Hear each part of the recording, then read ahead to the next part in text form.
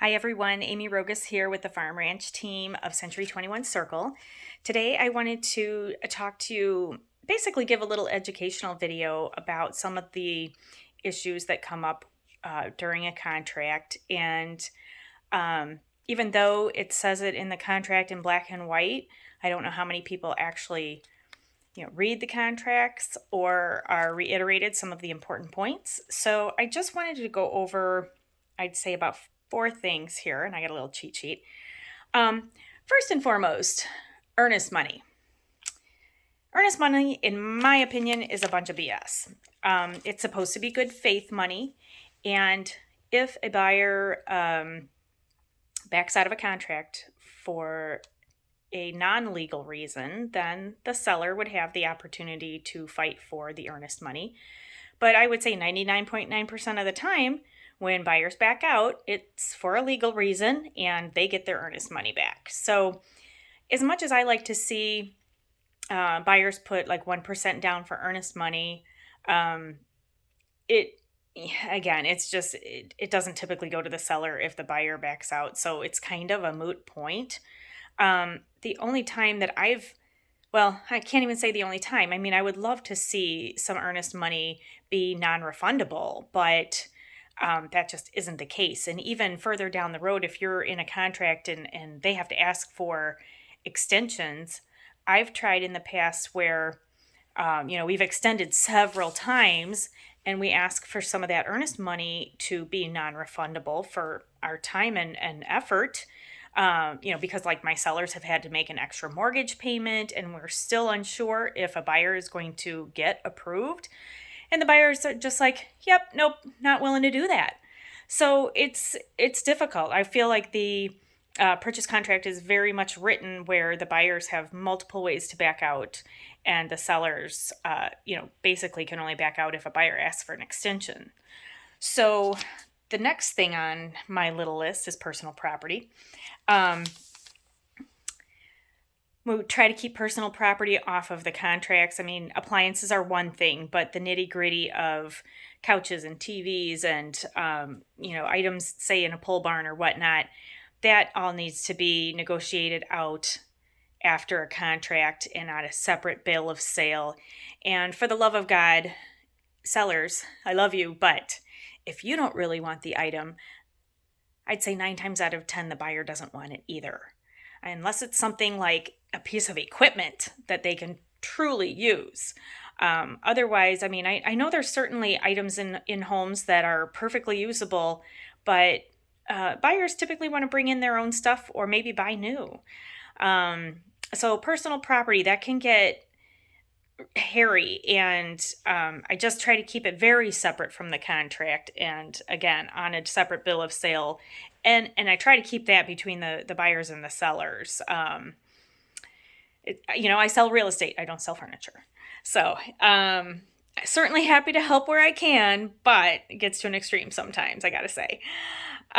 Next on my list is broom clean condition at closing. The contract reads that your house is supposed to be in broom clean condition. In other words, all of your items need to be out of the house and the property and overall. I mean, here's the hard part about the farm and ranch properties.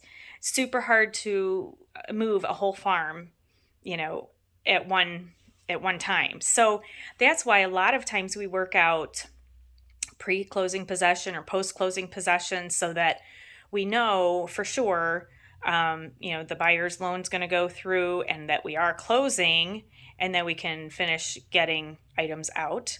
However, just depending on what the buyer's circumstances, and some attorneys do not like to see post-closing possession or pre-closing possession.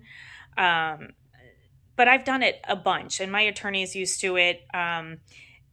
Attorneys who are familiar with farm and ranch and rural properties understand that it's harder to get that move done all at once. So it can certainly be worked out, but it needs to be worked out ahead of time, up front, or best to be worked out up front.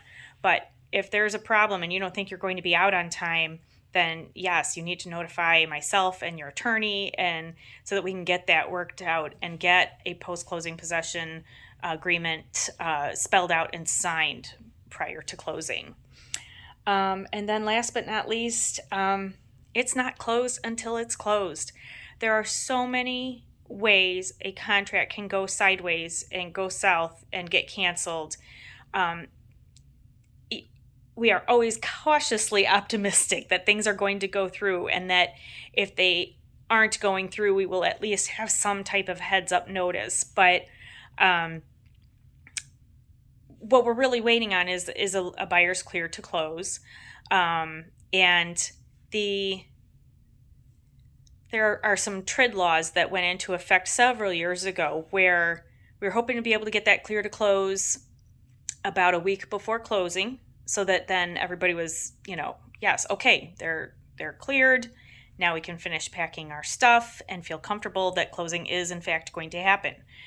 Unfortunately, the way, there's always loopholes, and that week really, it just didn't work the way it was supposed to. So long story short, there are still ways to get a mortgage commitment,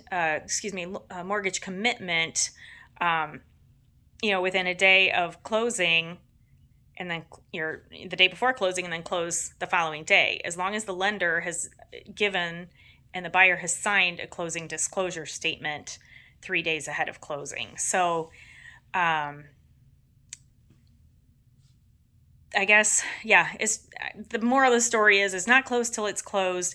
We try to head off any problems ahead of time and keep everybody in the loop, but it's never a solid deal until you have that check in your hand. So I guess that's my lesson for today. It's Friday, it's St. Patrick's Day. I think I forgot my green today, so I'm going to have to go and find some. But I hope you guys have a good weekend, and we'll see you on the next time. Bye-bye.